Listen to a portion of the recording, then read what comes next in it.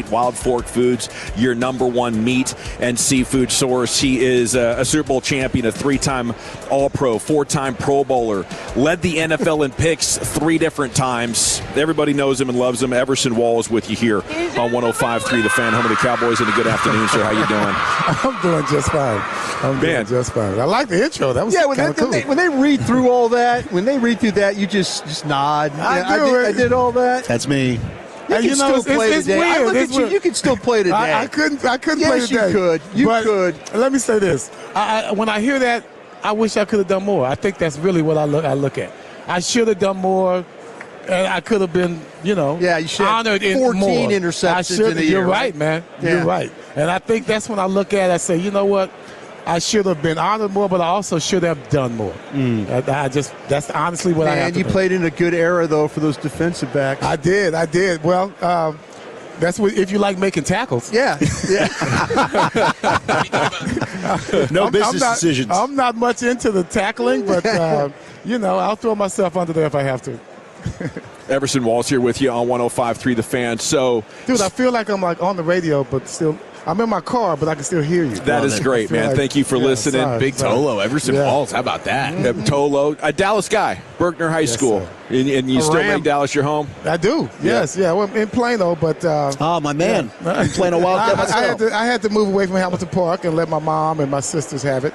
Okay. And but I go visit all the time, of course. What was it like this year watching the Cowboys, and how far are we away on the back end from having quality play? I guess because I'm such a Dak fan, I just enjoyed watching the offense cook. Yeah. I really did.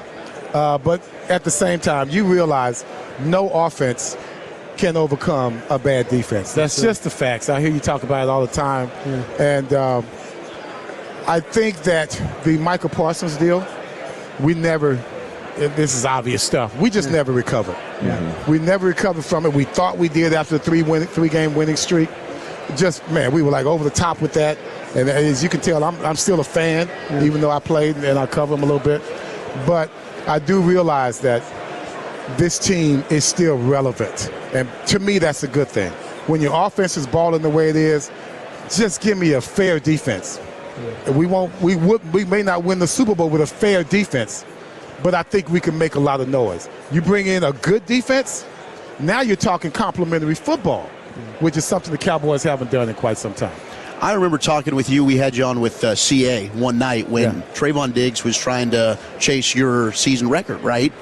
Well, what do you think happened there with Trayvon Diggs and why things maybe didn't work out for him in his career with the Cowboys? Well, there are some relationships that you think can handle more than you thought. There are some relationships that are up and down. I'm sure Trayvon thought that this was going to work out. But you got to do your part. And there are rumors that just he wasn't doing that. Yeah. And I'm not talking about on the field necessarily. Yeah. I'm just talking about buying into the culture of the team. I don't think he ever bought into it after his injury.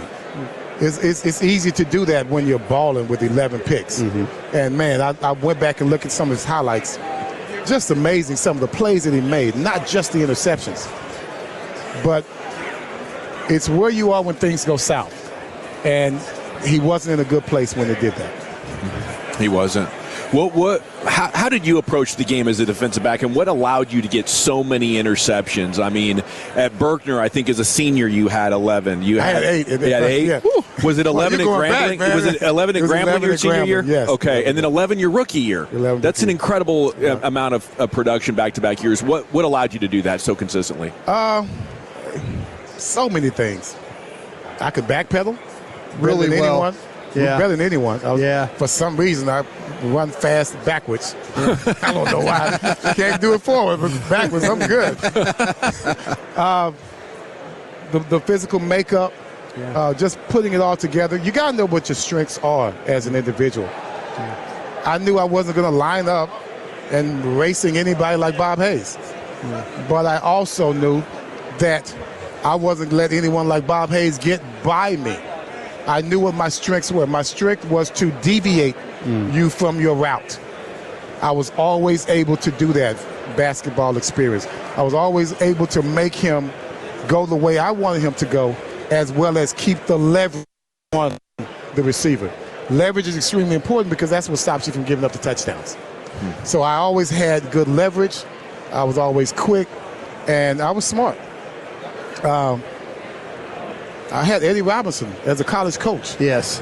I had Tom Landry. Yes. I mean, I could keep on going. Yeah. And before I got to New York with Parcells and Belichick, I had learned so many things, not just about myself, but how to play a defense they called the flex back in the day. Because the flex defense affects a cornerback immensely. There are some plays where you're not going to get any pressure, even though you have 4 of the best defensive linemen in the league. You're not going to get 1 ounce of pressure because they are not allowed to give pressure. The flex was called for the run. I know it might be a little boring to the people out there, but when you have a defensive line that's playing the run, then we're getting crap in the back because now they got more time to run. So I had to understand that I had to be a little flexible myself in regards to playing shutdown football, or do I play smart chest football, like a pitcher versus a big hitter. I had to make sure I controlled that wide receiver. I wasn't trying to shut him down. I was trying to control him until my moment came, and usually that came in interception. Well, and part of it, too, the giant paws you got. Those hands are unbelievable, bro. Well, you should see my dad. You see my dad's hands. They said my dad could change a tire without tools. Wow. So, go figure. Everson Incredible Walls DNA. Here with you on The Fan. What can you tell us about our younger audience about Tom Landry? Would he be great in today's game? What made him great in that era? He would not be great in today's game. Why not? No one would listen to him. Okay. We just have the players nowadays. They too much individuality. We were headed that way already when he was on his way out. And that had a lot to do with him going out, because now you had players. We were different. I came from Grambling. I had my own way of thinking. He's from Mission, Texas. So the disparity there, just in culture alone, was starting to show with a player like Tom Landry, a coach like Tom. I'm not saying he's not a good coach. I'm saying the players would not be able to relate to him. And nowadays, as you can see, coaches and players have to relate to each other more than any time else, more than any time in the past in the NFL. That's just the way it is. Coaches have to be able to adapt to this world that we're in now. Tom Landry would have fought that tooth and nail. So you played for 6 Hall of Fame coaches. Yes. Bill Belichick with the Giants, maybe the best defensive coordinator ever. No doubt. This past year, Eberflus, obviously, is a defensive coordinator in Dallas. It didn't work out. But I also don't know that the Cowboys have the personnel right now. For you were an all-pro player, but you also played for some of the best coaches in the game. How do you navigate that topic where is it coach, or can a coach not excel without the players? I think Eberflus is an example of what I'm talking about with Tom Landry. For some reason, the communication there did not work. I'm pretty sure he knows how to speak English. Yeah. But for some reason, the players heard something else. I cannot say why that is. But to me, what I learned coming up, and I was raised by coaches. My dad was a coach. My uncle was a coach. Full of athletes all in the family. One thing I know is you got to be where you got to be. If I want you to be somewhere in the zone, then you have to be there. That was the reason that I was able to play above other athletes who had better athletic prowess, because I knew where to be, when to be there, because I listened to my coaches. I don't know what the barrier is between them, but for some reason, they did not get that concept. We played audio from one of your podcasts on dallascowboys.com, and you were a bystander in a nice little back and forth with Heckma Harrison and Mickey Spagnola throwing out the fan man. Yes. How you were courtside for that. How was that, being in the room for that back and forth, Everson? Because that was incredible. Oh, my God. I didn't do anything. I just sat there. I think my only contribution was when he called him a fanboy, I said, hey, man, fan man. That's a great line. That was, oh, my God. Fan man. I mean, and so Heckma comes in Monday. Yeah. Said, the people in Oak Cliff are mad at you, man. You didn't, that's all you had was fan man? So I was out of it, man. But no, I'm sure he wasn't happy about it. But Mickey's Mickey, man. Yeah, he is. The reason I have a job there is because Mickey pissed somebody else off. Yeah. And they were like, hey, you got to get him out of there. Let's bring in Everson. Everson's a nice guy. So, yeah, somewhere over there. I don't know. Brian's like, that might have been me. That's me. That's me right there. Yeah, and not just you. Somebody saw with a J. Oh, no. Mickey, J and no I. J and no I. Mickey and I went nose to nose one time. So, yeah, I understand about that. Everson, I wanted to ask you this question. If you could put on the number 24 again and walk across and have to cover somebody in current wide receiver. Yes. Give me a guy that, and you talk Puka. about, you want to cover Puka Nacua. I want to cover. I got to see it. How is he doing this? Yeah. You got to show me. That's what I said on the podcast. You got to show me. I've seen you cover everybody, but Puka Nacua. Puka, he's tall. Yeah. He's big. You know. He's going to take you inside. Got a little brother in him. Yeah. I got to go. You're going to have to chase that guy. No, I won't be chasing him. No, I'll be having, like I said, leverage. Leverage. I'll have my leverage. I will keep my leverage on someone else. But my key was the 50-50 ball. Yeah. Because I played basketball. There you go. Yeah. So if you're going up for it, then I was a rebounder. I could dunk and all that. So I'm 50. He's good at that as well. Yeah. So I would love to challenge him with that type of ability, because he is, I've seen him make some plays and almost even made plays. Yeah. So it's not a fluke when you end up doing something that you almost did before that. He knows exactly what he's doing, and to me, when he sets his mind to it with Matthew Stafford, right, no one can stop him. Can I ask you one more question about a cover? I want to ask you about having to cover and practice and stuff like a Drew Pearson. Yes. Who can't run out of sight, but is so deceptive as a route runner. Yes. How do you face a guy like a Drew Pearson then? I was there. I practiced against him. I still don't know how he did it.